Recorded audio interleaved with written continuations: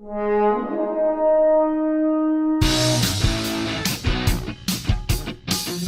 welcome to Minute of the Apes, the daily podcast where we break down every minute of the Planet of the Apes movies 1 minute at a time. I am Todd. Across from me, I've got Richard and Sean on the day after Valentine's Day. Hello, guys. I hope everybody had a good Valentine's Day. I hope we don't have anybody newly single from there. I hope I had a good Valentine's Day. Well, the newly single thing, that means we lost a listener, too, because they're bringing every one of their spouses and significant others along with them to listen to as well, right? You're saying we lost a listener, but maybe they split up and now they both subscribe, so we gain listeners. Oh, yay. Everybody break up. Sean figures it out. Everybody break up. Oh, that's a little sad. So that's been Minute of the Apes. And We'll see you Friday. all right, so we are minute 94 this week. Sean, give us a little kickoff. We're going to start with Zaya saying, "Between faith and science," and ends with an overhead shot of everybody, except for poor little Lucius, going into the caves. And as of minute 94, we still got our two living humans. Poor Dodge and Stewart are not coming back yet. We got a shrewdness of apes and a gaggle of humans. So this is the first minute that I literally looked down and noticed how close to the end we are. This movie... We're like 4 weeks away from finishing this. This is not that long of a movie. We've got 22 minutes, no, wait, 21 minutes after this. Well, you haven't watched the end of it. I know how long the movie is. But you know how long the movie is. You can see that countdown counter and hey, it's coming. All right. So... And I'm assuming that includes a little bit of credits. I don't know if these are back when they said the movie's over and it's just the end, Paramount, end of movie. I'm pretty sure, and it's been a long time since I've watched the end, and especially since I've cared about the end in that way. You remember how Jaws is when it's like, hey, we go that back when they're swimming back and bump, bump, bump, done. Yeah. I'm pretty sure it's more like that. All right, so we probably have about 21 minutes left then. Yeah, they had loaded all those credits, so I don't think they do too much on the end. I think you may get a few, but not a lot. All right. Anyway. So we finished with...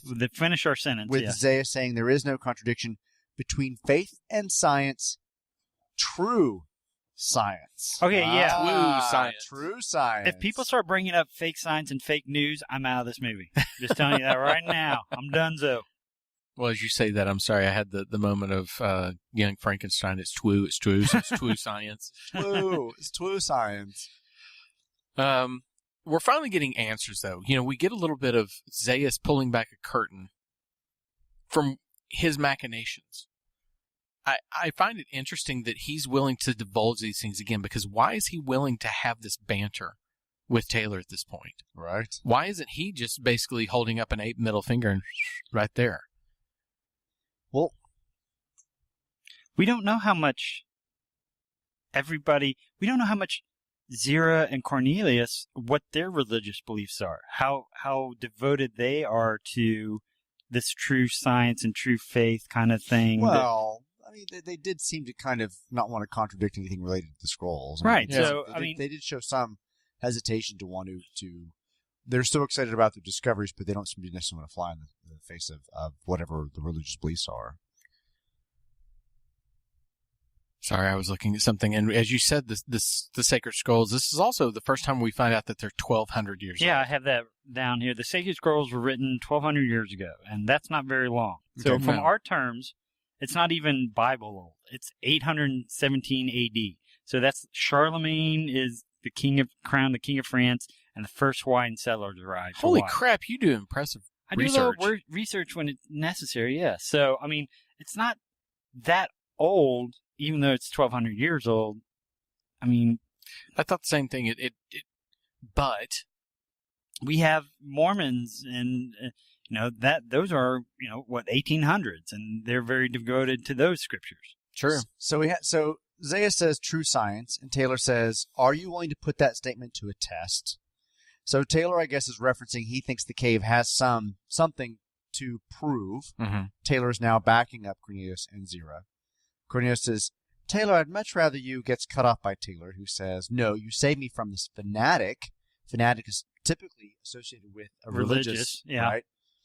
"Maybe I can return the favor." So Taylor is now going on a limb to try and help Cornelius prove whatever he wants, thinking that it is going to shut down Zaius. Yeah. Zaius calmly says, "What is your proposal?"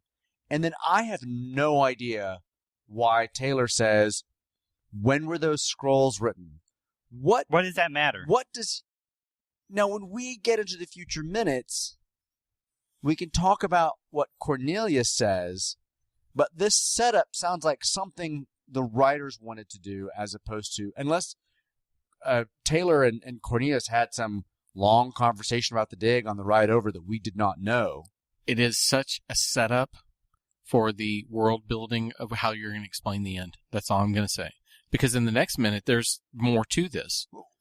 Right, but why does Taylor even care how old the sacred? Why does he care? That's why. Cornelius? That's why I'm saying it's such a setup that doesn't make any sense. There's no character reason for him to ask that question. We get a little bit of that, I suppose, with the line before where he says, "You save me from the fanatic. Maybe I can return the favor." So Taylor is now thinking, I can help save Cornelius and Zira if I can prove them right in whatever is in this cave. But to ask why the scrolls were written and for Taylor to kind of have an understanding of their religion enough to understand the scrolls, right. And minister of science versus minister of religion. And of course, Zaius offers up, as you guys mentioned, they're 1,200 years old. I find so much of this puzzling from his motivations to Zaius's, because then in coming seconds, Taylor strikes a deal with him if there's evidence. Will you let them off? Where does that come from? And I want to know why Zaius agreed to that wager so quickly. Because does he know what's in the caves? Has he been there before? I don't know. Is he expecting not to find anything of value? Or is he simply like, oh, sure, and I'm going to kill them on the way back? It doesn't matter what we agree to. So Taylor says, all right, if they can prove that those scrolls don't tell the whole truth of your history, if they can find some real evidence of another culture from some remote past, will you let them off? What is Taylor, just knowing the beat of the end of the movie, this whole thing seems really suspect that Taylor doesn't already have an inclination that something is amiss. So I read something the other day that, and I'm sorry, it was actually when I was watching, as I mentioned before, all the making of with the new film, that there's a historian who said a friend of mine hates these movies because he says it's idiotic that Taylor doesn't know he's on Earth all along. How would he know? Because he says he speaks English. They have conventional things such as photography, and when you go on, we've already talked about. Yeah. And so for him suddenly to be, almost questioning the folklore of the scrolls and all this, it smacks of that. There's no character logic, especially in moments before. He didn't give a shit. He's like, I'm taking my gun and I'm going, and now it's suddenly I care and I care about my friends and I want them to get off. It makes no sense other than here's the moment where we need to set up the timeline that will explain what you're going to see at the end. Okay. Correct. So, I mean, the scrolls can't be 10,000 years old. They can't be 50 years old. They have to be kind of that low. If they can prove the scrolls don't tell the whole truth of your history, if they can find some real evidence of another culture from some remote past, will you let them off? And Zaius just says, of course. What? I know. I just don't understand why he agrees to it so because quickly. He doesn't care. I think he knows how this is all going to end. And regardless of what is or isn't in the cave, he already knows where it's going to end as it relates to Taylor and Cornelius and Zira. And his plea to try and get Cornelius and Zira to come back with him because he doesn't want to go back saying that he shot 2 apes. True. That he shot 2 chimps. But he knows that he's got 7 armed gorillas that are going to storm Taylor, and Taylor's going to kill himself, or they're going to take Taylor. Zaius is not afraid. Zaius is like, sure, I don't care. I'll go along. Whatever you think. I know my truth. Whatever gets me into the cave and gets you killed. He knows what's around the bend. He knows where Taylor's going. He's not worried about any of this, but it still makes there's no sensical explanation to anyone's behavior at this point. Outside of Lucius. Lucius is actually just being a teenage asshole. Yeah, we get the poor 21-second shot of Taylor telling Lucius to watch the camp, and now we find who gets to take care of all the damn horses out there. So Taylor says, let's go up to the cave. And then Taylor says, sorry, Lucius. So we got his name for a second time. Taylor's now said his name, right? You'll have to stay here and guard the camp. I guess because he thinks that Lucius is going to be able to fend off all seven, the 7 gorillas Right. If they really wanted to come in and with take over. weapons. He's going to suddenly get the Sonny from the Godfather moment where it just... But, I mean, Lucius could, I suppose, call for help and they could come in. But, I mean, if you think about it, walking up into a cave is kind of not an ambush, but you're kind of trapped. Sure. Yeah, if there's no back exit, yeah. And maybe that's why Zaius is fine with it. Like, okay, cool, we'll go to that cave. I saw The Last Jedi. I know what you're talking about. Unless you got those crystal foxes that tell you how to get out of the back of the cave. Now, it was in the script, unlike the fad line, that Lucius does say, always giving orders just like every other adult. And Parents just don't understand. It was a very weird line. It's a very weird line. It's very unusual. Well, for a script or a movie that's trying to put so much about what's politically happening at this particular moment and talk about science, religion, and race, and sexism, and all these kinds of things, to kind of suddenly throw in shucks, adults. why don't parents Is that what it listen to is? me? Is it a joke? I think it's meant to be a joke. I think it's nothing more than when we saw the Hear No Evil, Speak No Evil. Mm-hmm. It's the same thing. Things have gotten too tense. We're going on a bit about religion and science. Oh, let's have Lucius be a dorky teenager. Go, you're just like all the adults. You know, what I find, reading comic books for decades now, it is fascinating for me to go back and read something from 5 years ago and read something from 10 years ago and 15 years and 20 years and 25 and 30 and recognize what we considered classics, what we considered good, whose writing style now is just really Stilted. dated. Sure. Stilted and rough and dated, and it's Right. not conversational, it's not funny, it's not, so I'm trying to imagine this joke landing, because this joke would not land in a movie today. No, but let's think about today what people accept. They'll accept the Transformer film that allows them to go in the summer You heat. might. I've proudly still never seen one of them. But people will go see that crap, and that's crap. And they're willing to accept it. I think in this instance, that was kind of it's meant for the moms and dads to bring their kids to. I guess. I agree. It's not very funny. No, it doesn't. It's not modern day funny. Yeah. But it's also unfair for us to look in 2018 at something. How many years now is that?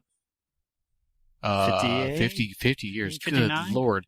So 50 Wait, hang on. years. Does that say, what does it say on your box over there on the front of Yes, 1968, so it'd be 50. it? Say 40th anniversary or anything? Well, that I know, came out a while yeah. ago. So it's 50. Yeah. Sorry. So 50 years ago, it's unfair for us to look at it and say that doesn't work. And back then, especially with that generational thing where we were definitely getting, now you hear the echoes of the hippie thing when adults complain about millennials. That's a universal thing. Every generation, the older complain about it. So maybe, oh no, It are you never going to complain? ends. No, I'm going to complain about the fact that I hate the use of millennial being thrown around as a reason for people to just hate somebody. I agree. I get very bored with it. It said millennials this, I'm like, no, you sound like an old man. I have that battle with my wife often. She's an HR manager, and she's like, no, something's different. I'm like, no, what's different is you've gotten older, and your values are now different. Exactly. But I think that maybe because of that, maybe this landed in 68 because were there the struggles from the kids of the 50s growing up, and they begin to see these kind of things. And it does have that G. Willikers, kind of approach to it. So maybe it does work then. So we're going to assume that the line always giving good orders just like every adult was kind of meant as a joke. Was Yeah, meant to I kind of think bring so. some I levity think to so the moment. too. Just a little kid bitch. It's played that way. I mean, he's Yeah. he's like an adult. Hey. So Taylor basically says, relax. We'll get to see it all later on. Which is what I want to know. How does he know, A, that Lucius is going to be able to see the cave? How does he not know that the gorillas aren't going to come storming Right, down and no. murder him? How does he know Lucius isn't going to take 2 steps, trip over his foot, and break his neck? He doesn't know he's ever going to get to see the cave. You'll get to see it later. Don't worry. Have a I'm good afraid time. of Sean's version of Planet of the Apes. Lucius Take 2 now has steps. met a death in so many ugly ways.